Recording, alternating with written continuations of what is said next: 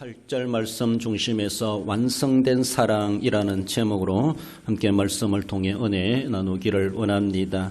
성탄절이 있는 12월 어쩌면 하나님의 사랑의 달이다. 하나님 사랑의 달이다. 그렇게 말을 할 수가 있습니다.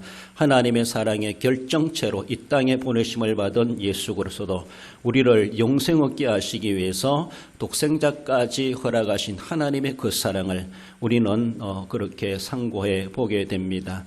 지난주에는 십자가 대속의 사랑을 상고해 보았습니다. 저주받으시기까지 어떻게 사랑할 수 있겠는가? 또 죽어주시기까지 사랑할 수 있겠는가? 여러분들 지금까지 살아오시면서 대신 욕먹어 줘 본 적이 있습니까? 대신 죽어줄 기회가 있었습니까? 그렇다면 이 자리에 앉아있지도 못했겠죠. 그렇습니다. 그렇게까지 우리를 사랑하신 우리 하나님, 우리를 영생 얻도록 하시기 위해서 모든 것 아낌없이 베풀어 주신 하나님의 그 사랑을 받은 우리들입니다.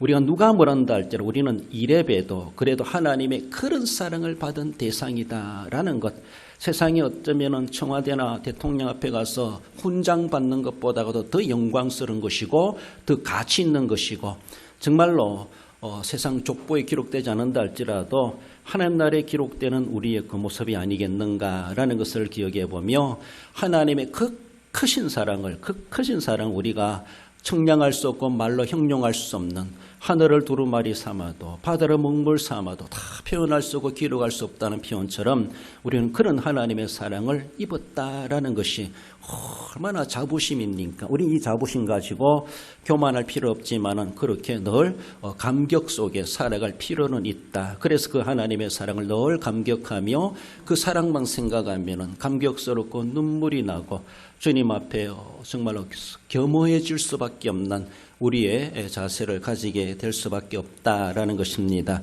주어지는 그런 가운데 그 하나님의 사랑은 오늘 본문을 통해서는 다 이루셨다. 완성된 사랑이다. 그렇게 말씀하죠. 한마디로 덜 이룬 것이 아니고 그리고 미완성된 사랑이 아니라 완벽하게 종결되기까지 완벽하게 이루신 그 사랑을 본문을 통해서 우리에게 말씀해 주십니다. 율법을 다 이룬 사랑이라 말씀하는데 율법을 다 이루었다. 세상에 율법을 지킬 사람 세상에 아무도 없었습니다. 구약시대.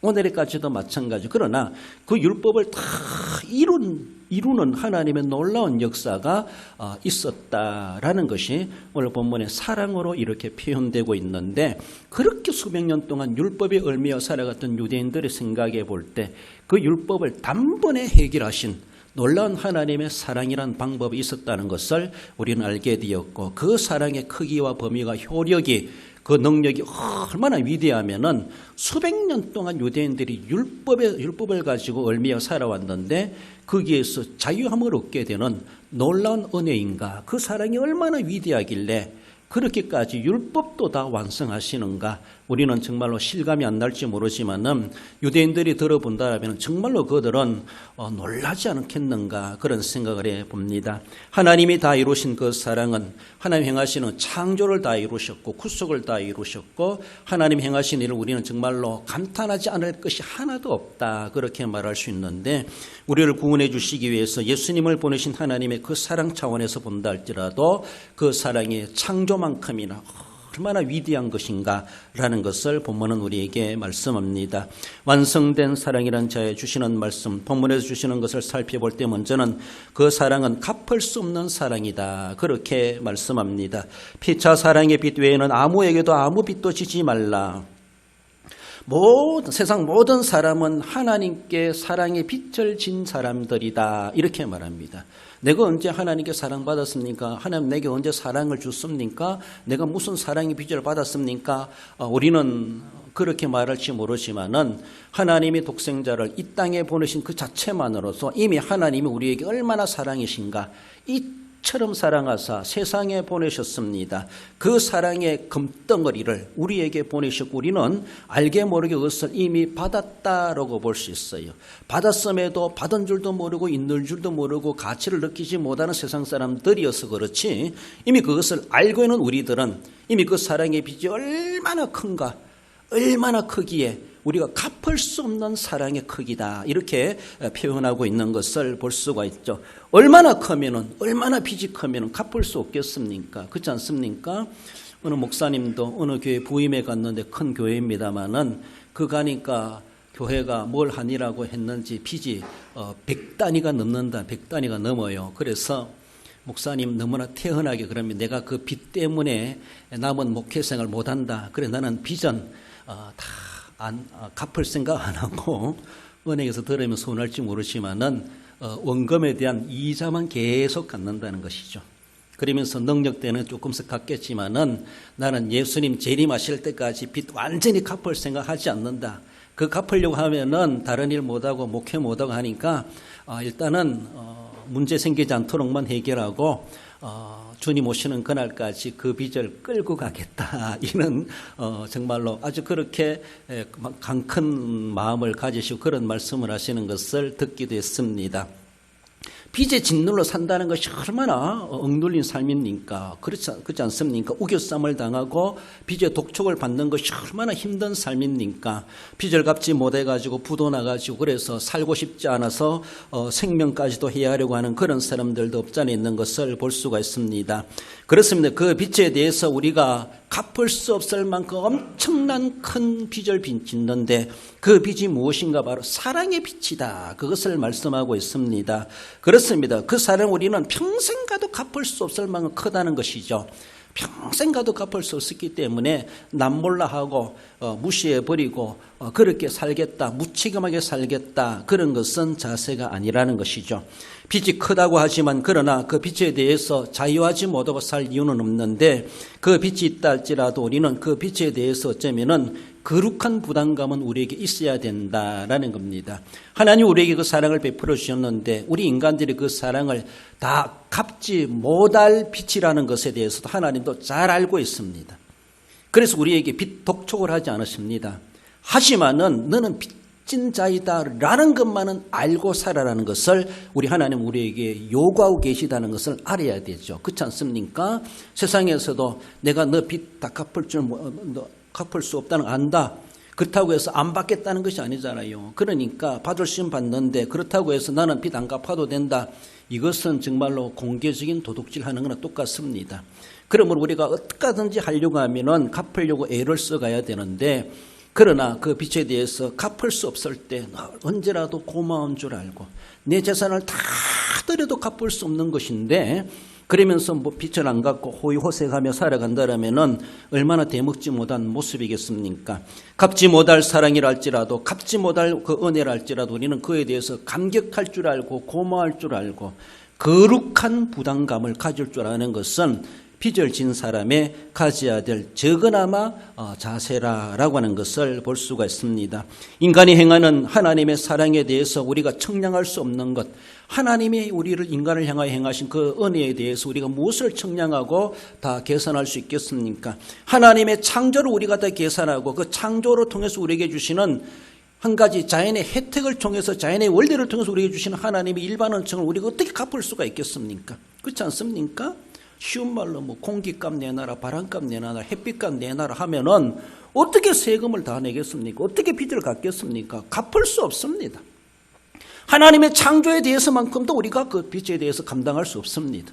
뿐만 아니면 우리 인간으로 태어나게 하시고 살아갈 뿐만 아니라 우리를 구속하신 하나님의 구원의 은혜, 예수님까지 죽이시기까지 하시면서 제물 삼아 하시면서까지 우리를 나를 구원하신 그 사랑의 은혜, 내 영혼을 구원하시고 천국을 기업으로 얻을 자 상속자로 삼아주신 그 은혜를 우리는 무엇으로 어떻게 계산이 되고 무엇을 갚을 수가 있겠습니까? 갚을 수 없는 사랑을 우리는 하나님께 받았다라는 것을 우리는 잊지 말아야 됩니다. 무책임하게 잊어버리고 살아간다는 그 자체는 배은망덕한 삶이라는 것이죠.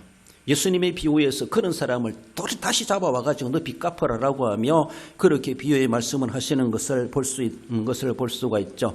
그것처럼 우리는 주님께서 하나님께서 우리에게 베푸신 그 사랑을 생각할 때 갚을 수 없는 사랑을 받았다는 것, 늘 잊어버리고 살아가는 것이 아니라 늘 감격하며 늘 기억하며 하나님 앞에 늘 감사한 마음을 가지고 살아가라. 적어나마 하나님은 그것을 보시면서 그 자세를 보시면서 그 그 빛에 대해서 독촉하지 않으시는 우리 하나님이시다라는 것입니다. 갚을 수 없는 사랑을 베푸신 하나님, 그 사랑을 우리는 알고 그 사랑을 깨닫고 그 사랑의 근간에서 하나님 우리에게 주시는 것이 무엇인가?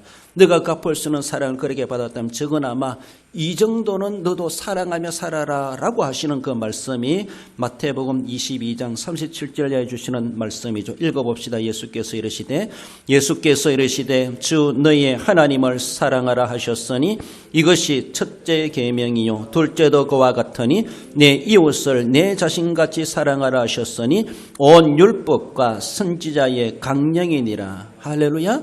그렇습니다. 하나님을 사랑하고 이웃을 사랑하라. 적어나마 우리가 사랑한다 할지라도 하나님만큼 완벽한 사랑을 할 수 없다 할지라도 그 사랑에 빚진 자세의 마음을 가지고 하나님을 늘 사랑하는 그런 자세, 그 마음을 잊지 말아라는 것이죠. 더 나아가서는 이웃과의 관계 속에서 자신과도 같이 하나님 사랑하듯이 이웃을 그렇게 사랑할 수 있어야 된다. 그것을 우리 주님은 우리에게 요구하고 계십니다.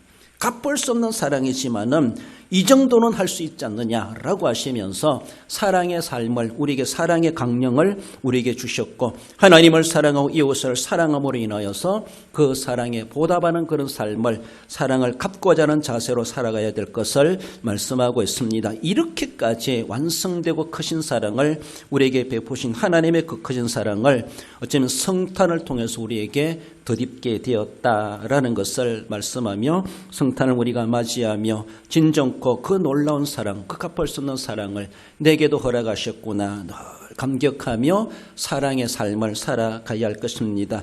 나아가서 완성된 사랑은 조건을 초월한 사랑임을 말씀합니다. 피차 사랑의 빛 외에는 아무에게도 아무 빛도 지지 말라. 이 피차란 말은 알렐로리라는 말인데 서로 상호간에 각각 그렇습니다. 나와 다른 사람과의 관계를 이야기해 주고 있죠.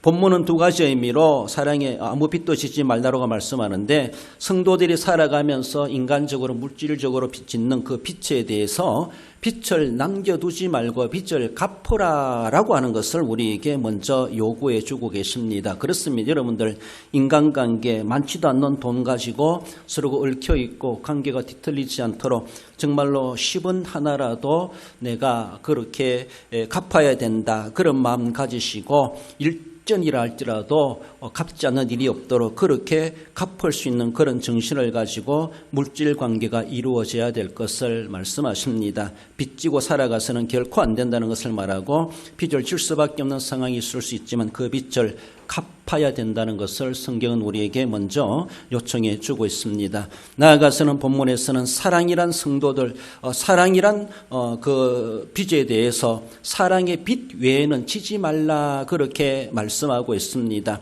이 우리에게 주신 하나님의 사랑은 우리에게 영원한 부채로 남는다는 겁니다. 일평생을 다해도 세월을 다해도 갚을 수 없는 사랑이다. 다 갚음이 없는 영원한 부채로 남겨진다. 그렇게 말씀하고 있습니다. 그럼 우리는 영원히 우리 하나님 앞에 빚진 자이다. 사랑의 빚진 자이다. 늘 그런 자세를 가지고 물질적인 관계도 인간관계도 빚을 갚아야 된다. 이 자세로 살아가야 되는 것처럼 하나님 앞에서도 내가 빚진 자로서 하나님의 사랑에 내가 보답하고 그 사랑을 내가 갚으며 살아가리라. 영원한 하나님 앞에 부채인 자이다 라는 것을 우리는 늘 기억하며 그렇게 하나님 앞에 사랑의 관계를 이어가야 될 것을 말씀합니다. 본문에서 아무에게든지는 특정한 사람을 지칭하는 것이 결코 아닙니다. 아무도 무엇이 아닌 이란 그런 말인데 세상의 모든 사람이 사랑의 관계가 되어야 될 것을 말씀하고 모든 사람의 관계 속에서 물질의 빚을 지고 살아가지 말라고 말씀할 뿐만 아니라 모든 사람을 우리 사랑의 대상으로 삼아야 될 것이다 라고 하는 것을 말씀하십니다. 좁게는 그리스도 안에서 한 형제된 하나님의 동일한 공동체 언어로서의 서로가 나눠야 될 형제일지 모르지만은 더 넓게 보면은 하나님의 사랑을 베풀고 이웃을 자기 몸과 같이 사랑해야 될 그 대상자들은 가릴 것이 없다. 제한을 두지 않는 아무에게나 모든 사람들에게 그래서 모든 사람을 사랑해야 될 것을 말씀합니다. 사랑에 대해서는 제한이 없고 그리고 국한돼서는 안 되고 제외될 자가 있을 수가 없다. 없다라고 하는 것을 말씀합니다. 나는 누구만 사랑하고 어떤 사람만 사랑하고 그런 것이 결코 아니라는 것이죠. 하나님이 그런 조건적으로 사랑하셨다면 나 같은 것이 어떻게 하나님의 사랑의 범주에 들어갈 수가 있겠습니까? 조건을 초월한 사랑을 베풀으신 하나님, 우리에게 그렇게 사랑을 베푸심으로 조건이 없었기 때문에 나 같은 것이라도 하나님의 사랑에 포함될 수가 있었다는 것을 우리는 기억해야 됩니다. 그렇습니다. 내가 무엇이건데 하나님의 사랑을 받을 대상이 될 수가 있겠습니까? 하나님은 아무런 조건을 내세우지 않았기 때문에 나도 거기에 포함될 수가 있었다. 나도 예수님 믿어 구원받을 수가 있었다. 나도 주님의 십자가에 보혈의 능력을 드릴 수가 있었다. 우리 하나님께서 무슨 조건을 내세웠다라면 여기 앉은 우리들이 몇 명이나 거기에 해당될 수 있겠습니까? 그렇지 않습니까? 우리는 자꾸 조건을 따집니다. 인지상정이다라고 하며 주고받아야 된다라고 하며 안 줬으니까 나도 안 준다는 것이죠. 나에게 악하게 대하니까 나도 악으로 대하겠다는 것이죠. 이것이 무슨 성경이고 이것이 무슨 신앙입니까? 이것이 무슨 하나님의 사랑입니까? 하나님은 조건을 초월한 사랑을 우리에게 베풀어 주었습니다. 그러므로 제한 두지 마라. 조건 두지 마라.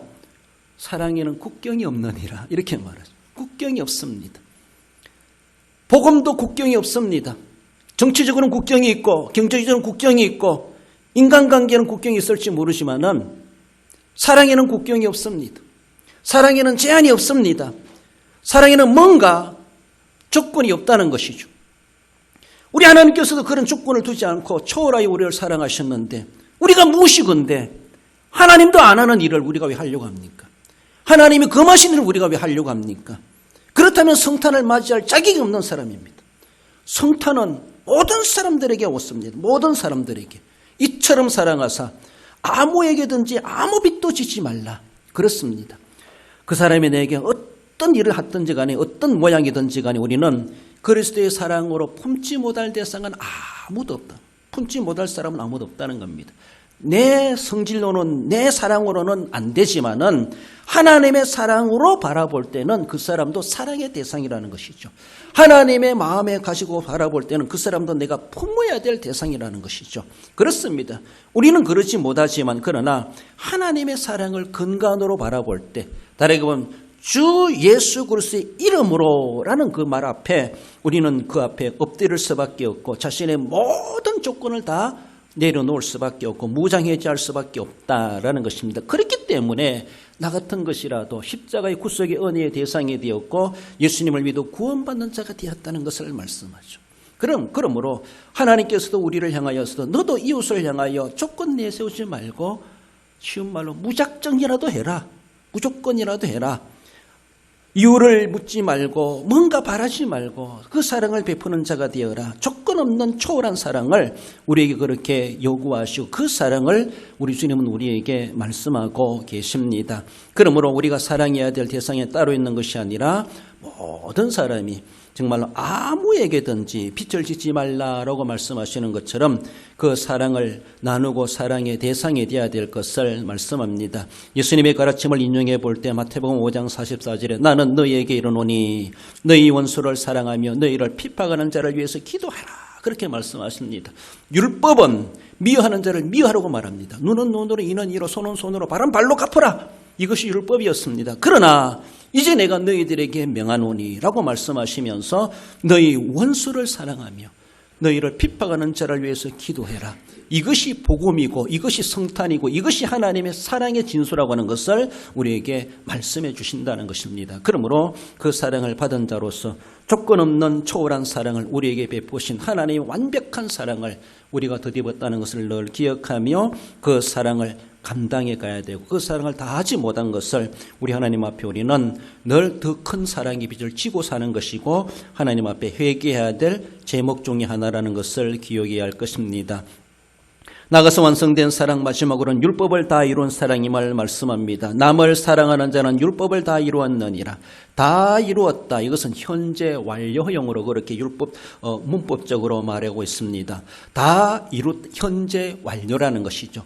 지금 내가 사랑하게 되면은 사랑하는 그 순간 율법을 다 현재 완료가 된다는 것이죠. 현재 완료가 된다는 겁니다. 앞으로 될 것이라가 아니라는 것이죠. 현재 완료형이라는 것입니다. 그러므로 내가 지금 안 하면은 지금 안 이룬 것이고 지금 하게 되면 지금 이루어지는 것이고 그렇습니다. 이것이 놀라운 얼마나 큰 은혜입니까? 아무리 사랑해도 될까 말까 그런 것이 아니라 확실한 대답을 우리에게 성경은 우리에게 명료하게 말을 해주고 있습니다. 답을 주고 있습니다. 너가 그렇게 사랑해봐라. 너는 바로 그 순간 율법을 다 이룬 거나 다를 바가 없다. 다 이루었느니라 이렇게 말씀하고 있습니다. 앞으로 이룰 것이 아니라는 것이죠. 내가 지금 사랑 안 하면은 아직도 안 이룬 것이고 지금 내가 하면은 지금 율법을 다 지킨 거나 다를 바가 없이 하나님께서 우리를 그렇게 인정해 주시겠다라는 것입니다. 여러분들 구약 성도들을 생각해 보세요. 율법이 무엇입니까? 율법. 그들은 율법 앞에는 꼼짝 못했습니다. 말 한마디 못했습니다. 우리가 율법을 모세오경으로만 국한해 본다 할지라도 그들이 율법을 모세오경, 창세기, 출애굽기, 레위기, 민수기, 신명기를 어릴 때부터 암송시킨다고 하지 않습니까? 달달 외운다고 하지 않습니까? 그 엄청난 크기 많은 양을. 그러면서도 그것은 그들은 필사하면서도 율법에 대해서는 해석을 못하게 했습니다. 있는 그대로 봐라. 있는 그대로 받아들이라. 율법을 쓰면서 여호와라는 이름이 나오면은 전해지는 말에 의하면은 새 붓을 가지고 와서 이름을 썼다. 여호와 이름. 더 나아가서는 쓰는 사람이 가서 목욕하고 와서 그 단어를 썼다. 그렇게 하나님의 이름 앞에 두려움을 가졌습니다. 그것이 그렇게 유대인들에게는 이 율법은 절대법이었습니다. 이 율법 때문에 수많은 짐승들이 제물이 되었습니다. 이 율법 때문에 율법에 저촉한 사람을 당장 돌려쳐 죽이라. 죽임을 당한 사람도 있습니다. 율법에 대해서 항명한 자들에게 모세 근이 항명한 자들에게 고라자손이나 이런 사람들이 하나님의 심판을 받아서 땅이 꺼져서 죽었습니다. 율법 앞에 그들은 벌벌 떨었습니다. 수백 년 동안 율법이 유대인들을 이 세상을 다스렸다고 볼 수가 있습니다. 그 율법에 대해서는 더 이상 토를 달지 못합니다. 그 율법의 권위가 얼마나 대단했는지 율법을 어떻게 하든지 철저하게 지킬까라고 하며 그들이 거기에 대해서 파생된 조항들을 만들어가지고 수백 가지 만들어가지고 안식일은 이렇게 지켜야 된다. 기도는 어떻게 해야 된다. 금식은 어떻게 해야 된다. 이웃은 어떻게 대해야 된다. 말은 어떻게 해야 된다. 온갖 정도를 정해가지고 율법대로 지키려고 그렇게 중요하게 여겼던 것이 율법입니다. 우리가 그 시대에 살아갔다면 우리가 현대 문명의 맛을 본 우리들이 그 시대에 살아갈 수 있겠는가? 그 시대 사람들은 그렇게 율법을 가지고 절대시하며 살아왔습니다. 율법은 자신의 목숨보다 귀중한 것으로 여겨왔고 율법을 범하는 자는 하나님의 심판의 저주의 대상이 되었습니다. 그를 죽여도 살인죄라 말하지 않았습니다. 그렇게 권위가 있었던 것이 율법이었습니다. 그 율법대로 하기 위해서 하루에도 여러 마리의 짐승들이 제물이 되기도 했습니다. 얼마나 대단한 법입니까? 그렇지 않습니까? 어떻게 보면 무시무시한 법이었다라고 볼 수가 있습니다. 그 법 앞에 의인은 아무도 없습니다. 그 법을 완벽하게 지킬 자도 아무도 없습니다. 그러시면서도 하나님은 그들을 다 심판하지 아니하시고 그렇게 긍휼을 베푸시고 그 율법 속에 담겨주신 소망이 무엇입니까? 그 율법 속에 담겨준 것은 내가 메시아를 보낼 것이다. 메시아가 보내면 이런 짐승 잡아도 안 잡아도 된다. 이런 조항들에 너희들이 얽매이지 않아도 된다. 그 율법에서 정죄받은 우리들을 자유케 해주시려고 우리 하나님께서는 그렇게 짐승을 잡아서 예표적으로 보여주셨고 때가 되면 내가 그렇게 보내줄 것이다. 그래서 모든 율법의 조항들을 이루게 할 것이다. 그래서 율법의 문자대로 지키지 않아도 이제는 그를 믿음으로 말미암아 율법을 지킨 자로 내가 너희들을 인정해 줄 것이다. 그날을 기다리라. 그를 기다리라. 그러니까 율법을 아는 사람들은 메시아를 어서 보내주시옵소서. 메시아를 보내달라고 그렇게 그들은 간곡히 기다리고 기도하지 않습니까? 예언된 말씀을 탐독해 가면서 언제 오시겠는가? 보내주신 우리가 여기에서 해방될 수 있고 자유를 얻을 수가 있고 또 편안하게 하나님을 섬길 수 있다는 것을 그들은 기대하고 메시아를 기다리지 않습니까? 얼마나 놀라운 것입니까? 하나님의 사랑이 무엇입니까? 하나님의 사랑은 예수 그리스도를 보내시면서 수백 년 동안 그렇게 얽매였던 율법을 완벽하게 다 이루신 것이라는 것이죠. 율법을 폐기 처분하는 것이 아니라 율법은 폐기될 대상이 아니라 완성될 대상입니다. 다 이루어야 될 것입니다.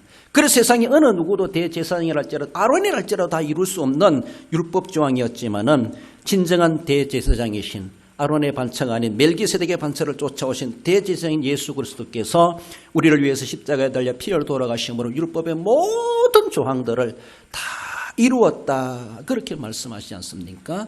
다 이루도록 그 사랑의 결정체로 예수 그리스도를 보내셨고, 이제는 그를 믿음으로 말미암아 그 사랑을 받은 사람들이 사랑을 하면은 율법을 다 이루었느니라. 오늘 본문에서 현재 완료형으로 말해주고 있습니다. 그럼 우리가 아직도 사랑하지 않으면은 아직도 율법을 이루지 못한 자로서 율법에 얽매여 살아가는 불행한 인생일 수밖에 없다라고 하는 것을 말씀하죠. 사도 바울은 율법으로 구원받는 것이 아니라 이제는 복음으로 구원받는다, 완벽히 변화된 상 진리를 우리에게 말씀하지 않습니까? 우리는 율법으로 살아가는 삶의 조항이 되는 것이 아니라 사랑의 법을 가지고 살아가야 될, 그것이 오늘의 우리의 율법이라는 것이죠. 그렇습니다. 율법 조항들을 가지고 살아가는 것이 쉽겠습니까? 사랑의 법을 가지고 살아가는 것이 사는 것이 쉽겠습니까? 우리 하나님 우리에게 그렇게 자유를 주셨고, 율법의 법이 아니라 이제는 사랑의 법을 주셨습니다. 하나님을 사랑하고 이웃을 사랑하는 것이 너희들의 광명이다. 그것이 너희들의 법이다. 오늘 우리의 신약적인 율법이다. 그것을 절대법으로 여겨가면서 우리는 그렇게 섬겨가야 되죠. 수백 년 동안 유대인들을 그렇게 쉬운 말로 억압하다 할 만큼 그 율법이었는데, 그 율법을 다 이뤘다는 것이 율법이 얼마나 대단한 것이었습니까? 그러나 그것을 다 능가하는 사랑이라고 하는 것은 그 사랑이 얼마나 큰 것인가, 그 사랑의 범위가 얼마나 넓은 것인가, 그 사랑의 위력이 얼마나 대단하면은 그렇게 벌벌 떨었던 율법이 완성될 수가 있을까? 율법이 다 이루었다라고 말할 수 있을까? 율법과 비교해 볼 때 사랑이라는 것은 하나님이 우리에게 베푸신 사랑은 그렇게 위대하다는 것입니다. 그 사랑을 가지고 이제 너희들이 살아라. 율법을 가지고 살래, 사랑을 가지고 살래 라고 하면은 여러분들 무엇을 가지고 하실 거예요? 아직도 나는 구약이 좋습니다. 그러니까 구약의 율법 조항을 가지고 그렇게 살 이유도 없습니다. 그렇다면은 예수 그리스도를 구세주로 영접하지 않고 살아가는 사람 똑같아요. 율법을 아직도 주장한다라면. 그래서 사도 바울은 초기에 얼마나 논쟁이 많았습니까? 이제 율법이 아니다, 믿음으로 구원받는다. 율법장 할례를 받아야 구원받는 것이 아니고, 안식일을 지켜야 구원받는 것이 아니고, 유월절을 지켜야 하나의 법을 지키는 것이 아니라 예수 그리스도를 믿는 믿음의 법이 있다, 사랑의 법이 있다. 예수님을 믿음으로 말미암아 현재 완료적으로 우리는 다 이름을 받는 자로 인정된다. 이것을 사도 바울이 가르쳐 주지 않습니까? 예수님께서 요한복음 19장 30절에서도 예수께서 신포도주를 받으신 후에 이르시되 다 이루었다 하시고 머리를 숙이니 영혼이 떠나가시니라. 그 다 이루었다 하시는 주님의 마지막 죽어가면서 선언하시는 것이 율법을 다 완성하셨다는 겁니다. 이제는 하나님을 믿으니 나를 믿으라, 당당하게 말씀하시면서 우리의 진정한 구세주가 되셨다라는 것을 말씀하십니다. 창세기 2장 1절에서도 천지와 만물이 다 이루어지니라. 하나님의 창조가 이미 태초에 그렇게 다 이루어진 것처럼 우리를 위해서 구속하심이 율법을 다 이루시는 예수님의 십자가상의 그 선언이 우리에게 오늘까지도 효력이 있고, 그것을 위해서 이 땅에 율법을 다 이루시기 위해서 예수님을 이 땅에 보내신 성탄이라는 것을 우리는 늘 기억하며, 진정코 다 이룬 사랑, 미완성된 삶을 살아가는 것이 아니라 사랑에 종결된 삶을 우리는 살아가시고, 진정코 그 사랑으로 하나님을 영화롭게 하고 그 사랑으로 사랑의 열매를 맺어가는 우리의 삶이 되어야 할 것입니다. 말씀을 맺습니다. 우리 성도 여러분, 갚을 수 없는 크나큰 하나님의 사랑임을 기억하십시다. 갚을 수 없는 그 크신 사랑을 하나님이 웬일인지 웬 사랑이 내게 이렇게 주셨습니까? 계산이 안 나옵니다. 형용할 수 없는 그 사랑을 이래봬도 내가 받았구나 라는 것을 우리는 거룩한 자부심을 가지며 그 사랑에 감복할 수 있어야 합니다. 어떤 조건도 초월한 하나님의 사랑임을 기억하며, 조건이 없었기 때문에 나 같은 것이라도 포함될 수 있었다는 것을 기억하며, 나도 아무런 조건 없이 조건을 초월하여 하나님의 사랑을 실천하리라 결단할 수 있어야 할 것입니다. 절대법 율법을 다 이루신 하나님의 사랑, 어느 누구도 거기에 예외될 수가 없었던 인간이었지만, 그러나 예수님으로 말미암아 그 율법을 다 완성하시고 이제는 다 이루셔서 예수님 안에 율법이 다 종결되었다는 것. 그래서 예수님을 믿음으로 하나님의 사랑을 실천함으로 너희들이 다 이뤘느니라 말씀하시는 것처럼 다 이룬 사랑을 우리도 그렇게 감당해 갈 수 있어야 할 것이고, 하나님의 사랑이 영원함을 알고 그 영원한 사랑을 입은 자로서 영원히 변치 않게 성탄의 사랑을 이웃들에게 베풀고 나누고 하나님을 사랑하심으로 성탄을 통해 주시는 진정한 하나님의 놀라우신 사랑의 거복을 받아 누려 승리하는 삶을 살아가시는 우리 성도 모두가 되시기를 주님의 이름으로 축원드립니다.